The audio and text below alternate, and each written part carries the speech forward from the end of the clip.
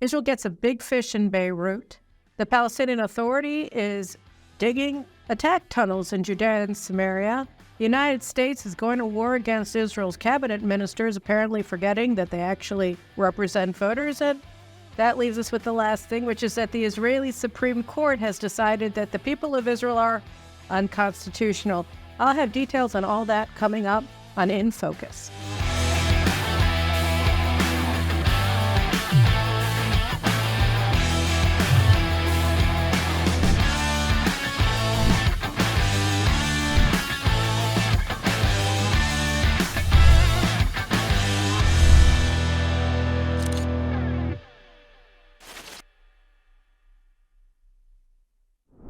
On Tuesday evening, we received word that an unmanned aerial vehicle shot 3 missiles at Hamas's offices in Beirut. A number of people were killed, and as the hours passed, it became apparent that the primary target who was hit was Salah al-Aruri, one of the top Hamas leaders. He's really been likened to the Qasem Soleimani of Hamas, in the sense that he was the strategist of Hamas. Salah al-Aruri was a number of things. The first thing that he was the commander of Hamas in Judea and Samaria. He oversaw, directed terrorist attacks in Judea and Samaria that over the past year killed 35 Israelis. He was the architect of the 2014 kidnap and murder of 3 teenagers outside of the community of Alon Shvut in the Etzion block in Judea, just south of Jerusalem. The kidnapping of the 3 teenagers provoked what became the Israel-Hamas war of 2014.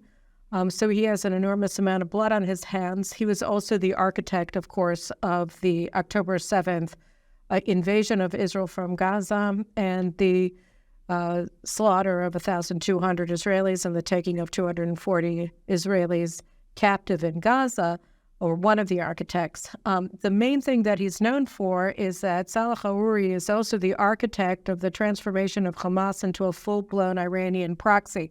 For many years, Iran had been funding and training and arming Hamas, but Hamas only became a full-fledged Iranian proxy at Salah al-Aruri's direction over the past couple of years, where it became just another full-fledged member in Iran's terror nexus. So he was a very, very important person in Hamas, and now he's gone, which is a great thing.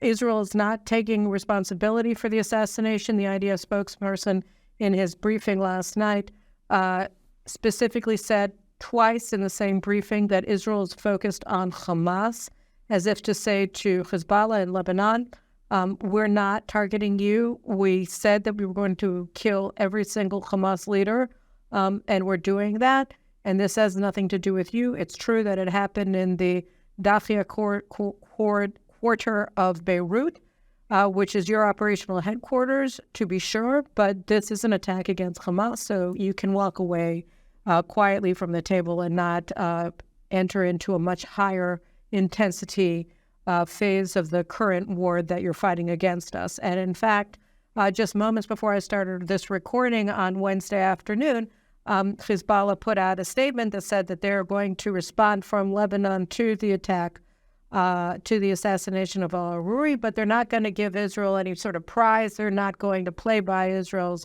dance card, and they're not going to increase in a major way the intensity of the war that they're already waging against the Jewish state. So it seems that Hezbollah also is not interested right now in increasing the intensity of the fight that it's waging against Israel. And there are a bunch of different explanations for them. We're not going to go into them too deeply today because we've got a lot of ground to cover. But one of them is just that Hezbollah appears to be completely coordinated, as always, with Iran, but here in this case with Iran's nuclear clock. Last week, we got the reports that Iran is massively expanding its nuclear enrichment, its uranium enrichment to 60%, which is near weapons grade. And the sense, we talked about this in the previous episode of In Focus, seems to be that Iran wants a cascade effect. It wants to announce that it's reached breakout with an arsenal as opposed to with one nukes, so that then Hezbollah, once that happens, or in tandem with that happening, Hezbollah would have its major war. But here it's very important that the assassination of al-Aruri happened on the eve of the 4th anniversary of the U.S. assassination of Qasem Soleimani. And so that may have also, by killing him, Israel may have preempted another escalation on the part of Hezbollah, because they like to do escalations on the anniversary of his assassination. So we'll just have to see where this is playing out. We also just got a report literally like the minute before I started this recording that there was an explosion by Soleimani's tomb in Iran just before the memorial ceremony for him, and that 20 people were killed.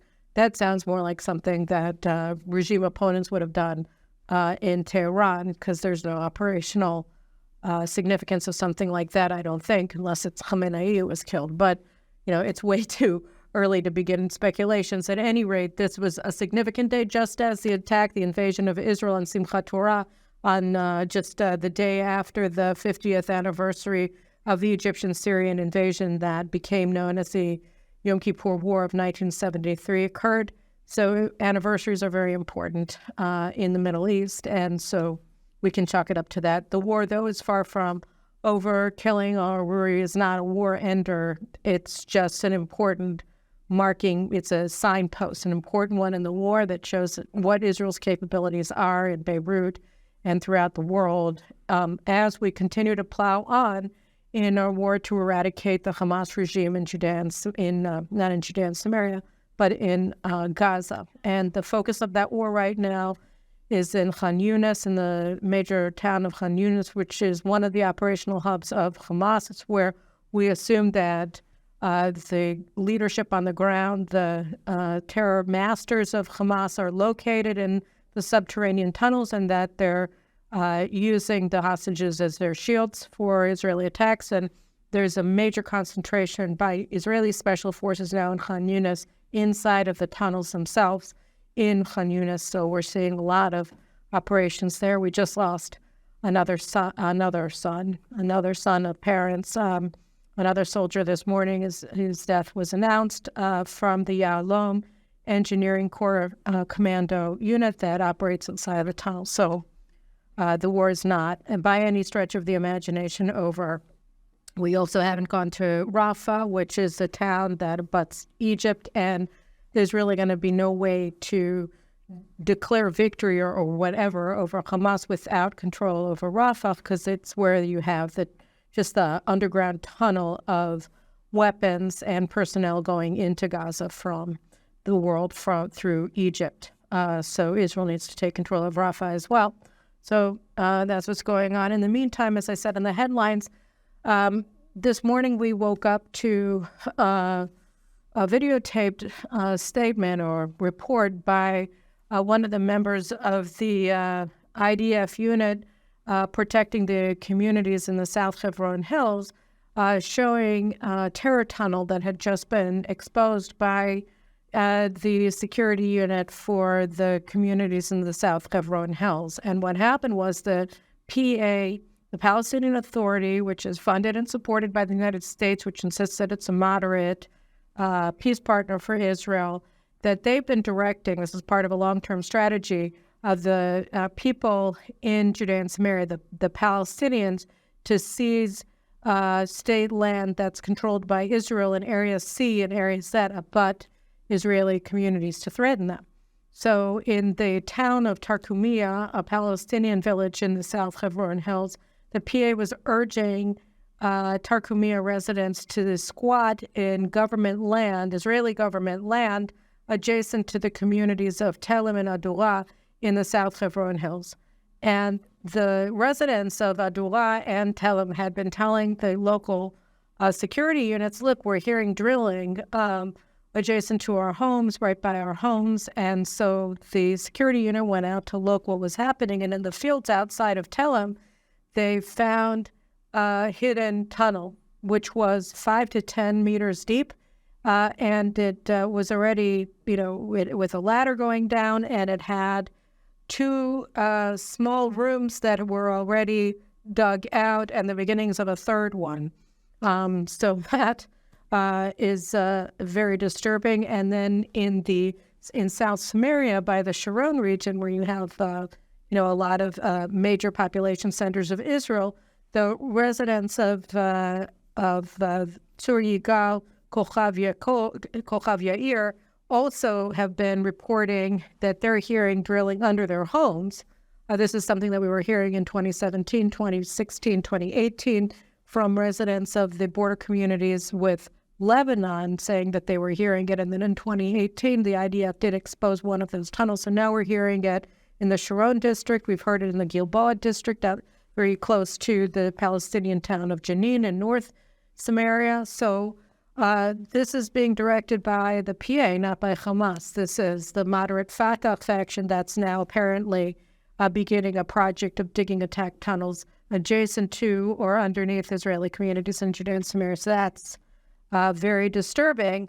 And then we're going to get to the third headline, which is the United States. So the headline was about what the United States was doing, attacking cabinet ministers, which I'm going to get to very quickly. But first, it's worth pointing out that the U.S. response to the al-Aruri assassination was saying, look, we weren't involved at all. We didn't have anything to do with this, nothing whatsoever. And in fact, we urged Israel not to take this route, not to carry out the assassination. So the United States is not only saying we weren't involved, they're saying we don't approve of what Israel is doing, which is a very interesting position to be taking, because they support ostensibly Israel's determination to eradicate Hamas, to end the Hamas regime in Gaza, to destroy Hamas's war-making capabilities in Gaza.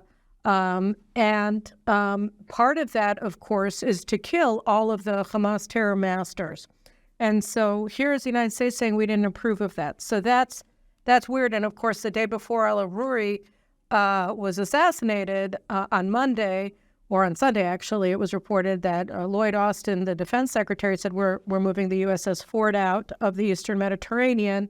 They have no naval forces in the Persian Gulf now, and the Eisenhower carrier group is in the port of Aden, where it's doing basically nothing or at least nothing offensive against the Houthis' piratical war against shipping in the Red Sea. So here's the United States saying we didn't support this. We totally don't support a regional war, even though one is happening, right?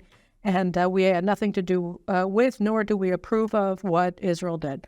And that brings us to Gaza. So, and obviously in Judea and Sumeria, just parenthetically, the United States totally supports the PA. We talked about in the last State in Focus, which is that they want Israel to allow PA security forces, the people who are behind these tunneling operations under Israeli communities, not only to operate in Area A, 18% of the area that they're already operating in, but also allow them to operate in Area B, which is another 22%. Because, why not? If they're doing this well, we should just give them more territory, and that'd be a great idea.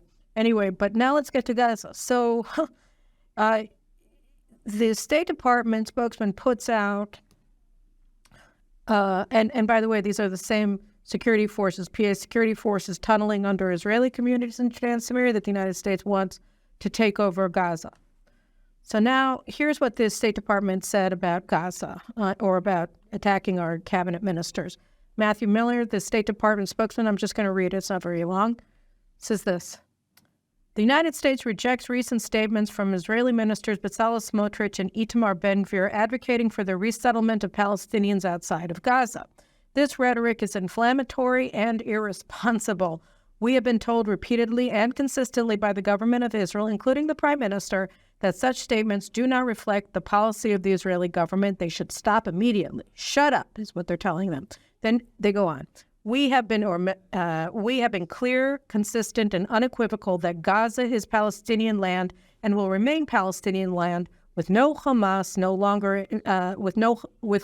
longer in control of its future, and with no terror groups able to threaten Israel. That is the future we seek in the interests of Israelis and Palestinians, the surrounding region, and the world. So we have been clear, consistent, and unequivocal that Gaza is Palestinian land and will remain Palestinian land. So no Jews allowed, right? That's what they're saying. And also, you're not allowed to touch the Palestinians of Gaza. So what are we to make of this? What is this policy? So first of all, we have to note that this is a consistent policy of the United States since October 8th, right? Tony Blinken said it repeatedly that the United States does not want Israel to have any security zone inside of Gaza, that Israel can seize no part of Gaza, not 1 centimeter. It all belongs to the Palestinians.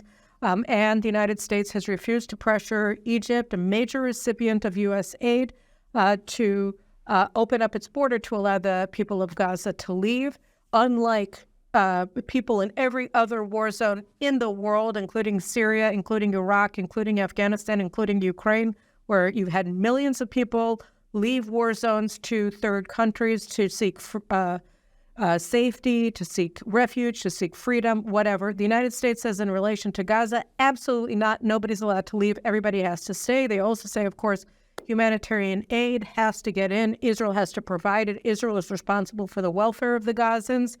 And not only that, but it has to go through the UN. So these positions are completely crazy in terms of what the United States says that its goal is, which is with Hamas no longer in control of Gaza, because UNRWA, the UN agency that the United States insists is responsible for distributing the humanitarian aid, is Hamas. All of its directors are Hamas terrorists. All of its regional employees in all the different regions of Gaza are Hamas terrorists. All of its installations are Hamas missile launching sites, weapons depots, and bases of operations. Their tunnel entrances underneath these UNRWA offices, UN schools, etc. This is they are integral components of Hamas and its war machine against Israel.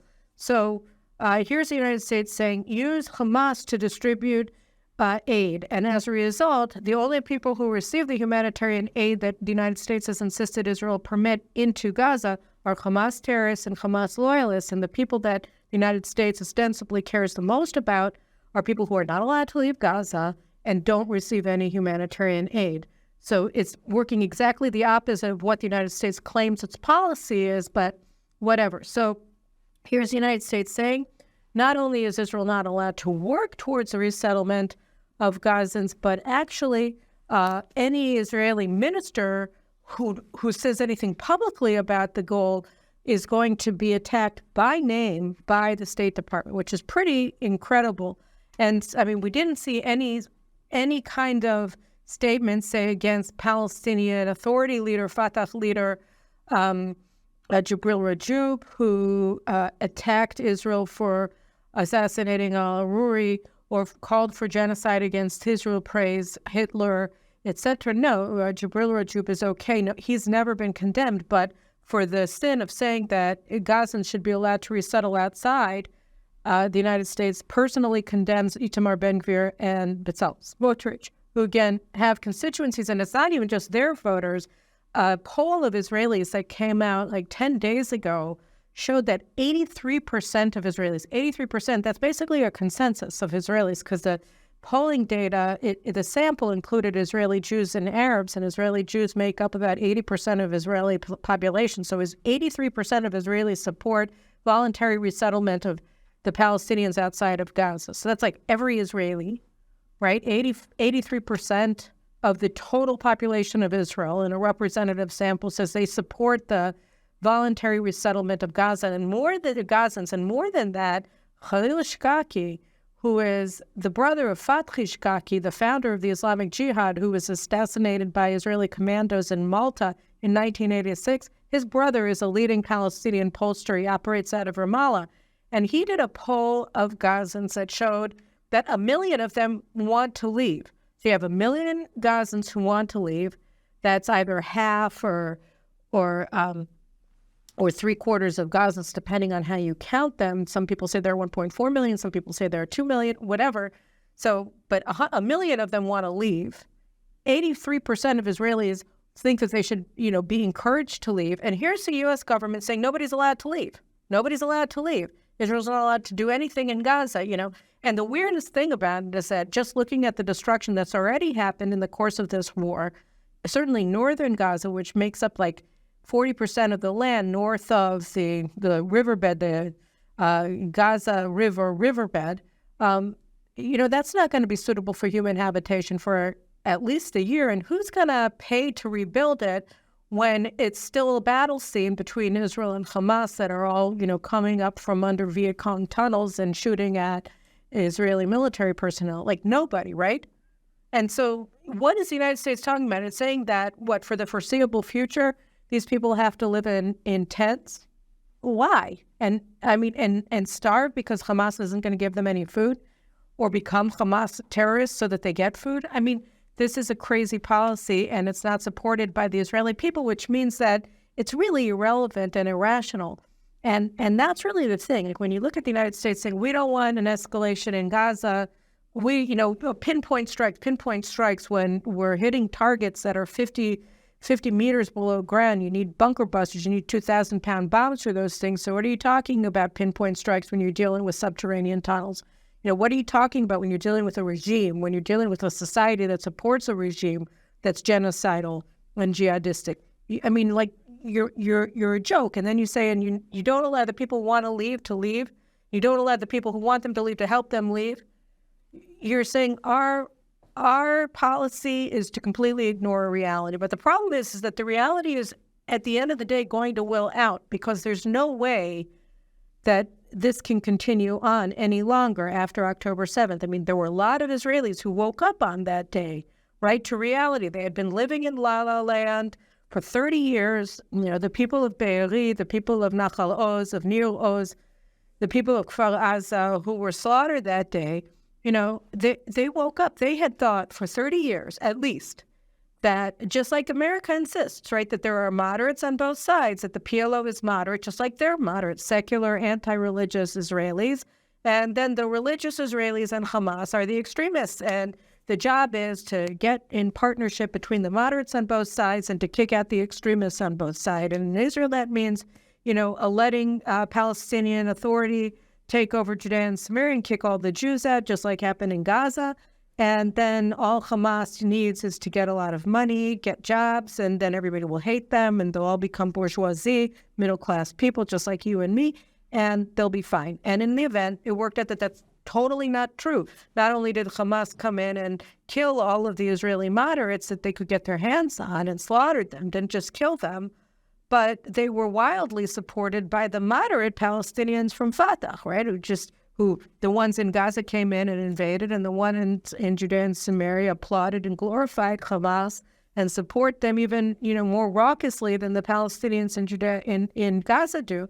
86% of them think that it's fantastic what happened on October 7th. So there are no moderates among the Palestinians, and the Jews who came in and saved the people of Beirut and saved the people of Nir Oz, they're religious. In Beirut in particular, a quarter of the people of Beirut were saved by the Collinson brothers. I wrote an article about them. You should check it out on JNS. And so then suddenly they see, wait, these people aren't extremists. These people aren't our enemies. They're our brothers. And it's interesting when we get to the Supreme Court, which is the last story I want to talk about today. So yesterday, I heard that these reservists had come out from Gaza and set up this protest tent outside of the Prime Minister's office in Jerusalem to demand that they be allowed to fight to victory. Like, this sounds interesting. In fact, it sounds a bit like a pick-me-up. So I figured, you know what? Go be a reporter. Go check it out. Go see what's going on. So I got in my car and I drove over to the Prime Minister's office, and I went into the protest tent to check it out. And it was incredible. I talked to a lot of the men who were there, and these are people who have been serving all over in the north, in Gaza. There were a bunch of them that have been serving in Jabalia, and then in the Jordan Valley, where we've had a lot of operations by the Jordanian military. That's very frightening right across the border, and in other areas of Judea and Sumeria. So they were from all of the various fronts.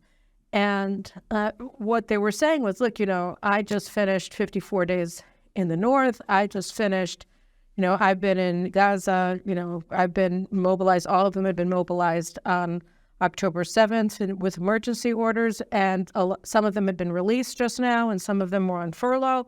instead of going home to their wives and kids, they came to the prime minister's office because they said, we feel like there's a lower intensity of the fighting. We feel like, the government is bowing to these American demands for the humanitarian assistance to come in, and we're resupplying Hamas and all of these other things. We can't allow Hezbollah to sit on the border. We have to fight them. And so here are these reservists.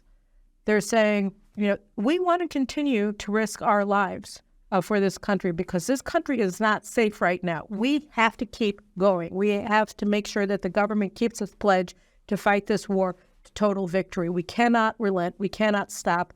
This has to go on. And I came home. I was so moved listening to them. And I came home and I just felt like I could, sigh a sigh of relief. Okay, we're not going to give up because the people of this country are not going to let the government bow to pressure. It's just not going to happen. This is crazy. Like reservists coming and demanding to go back into the battlefield because we haven't finished the job. They're right.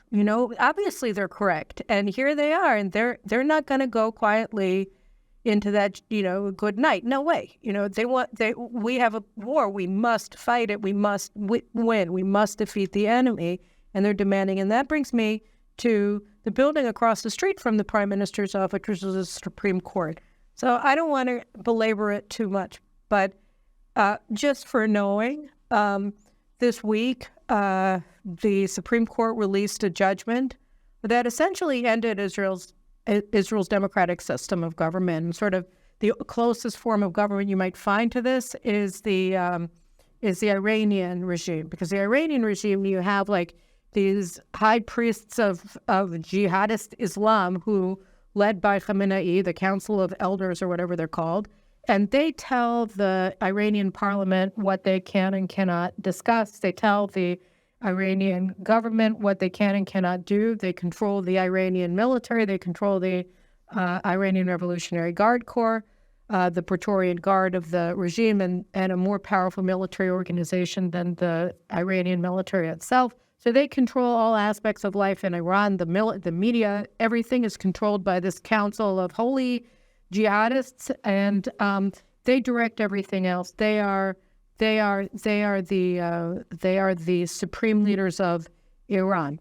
And the court's judgment just said that, they get to decide which we don't have a constitution here in Israel.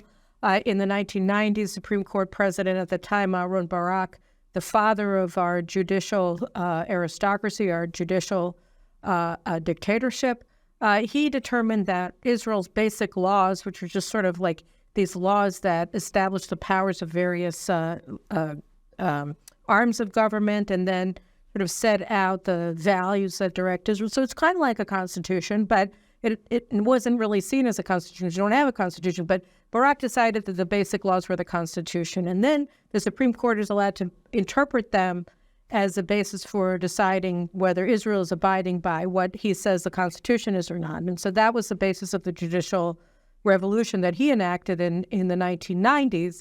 And he said that the source of the power that he arrogated to the Supreme Court without any legislative writ to do so was based on his right to interpret basic laws. Okay, so this is the source of his power, and he said repeatedly that, the Knesset is the one that passes the basic laws or amends the basic laws. I can't get involved with that because they're the source of my power. So don't worry, I'm not going to be a dictator because I'm not the one legislating the basic laws. So the Knesset, of course, finally got tired of having all of its legislative power seized by unelected judges who select themselves.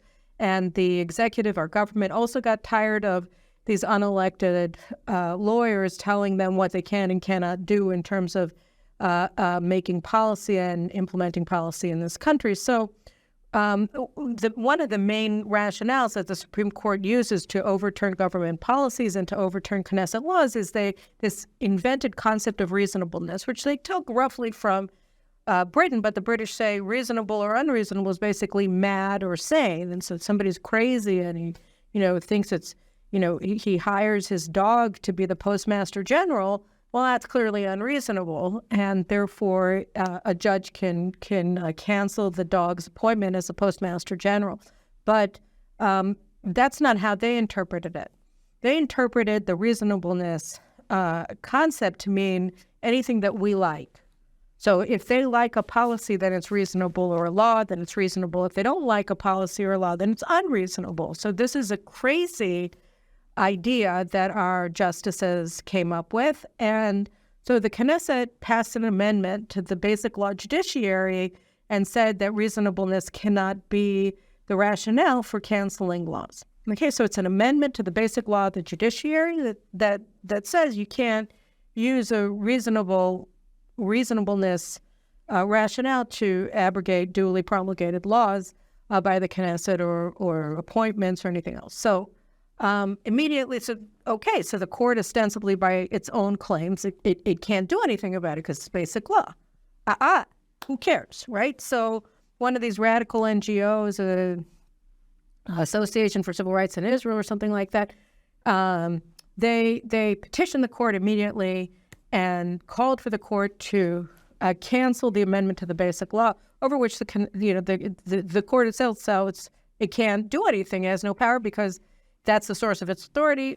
And Esther Chayud, who is just retiring, she's about to retire as the president of the Supreme Court, she said, oh, great, we'll take it. And she was supposed to retire. She retired on like October 15th. So in September, she has these marathon hearings. We talked about it at the time.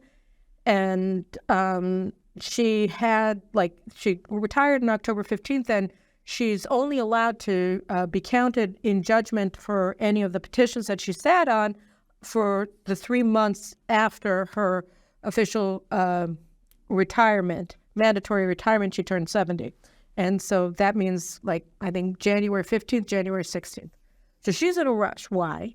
Because there are 15 justices of the Supreme Court. She had all of them sitting on this petition because she wanted to show, the judges totally are in agreement that this is really bad. And it worked out that, no, actually what she had was an 8-7 majority with her vote and the vote of this other justice, Associate Justice Adnan Baron, who also retired in October.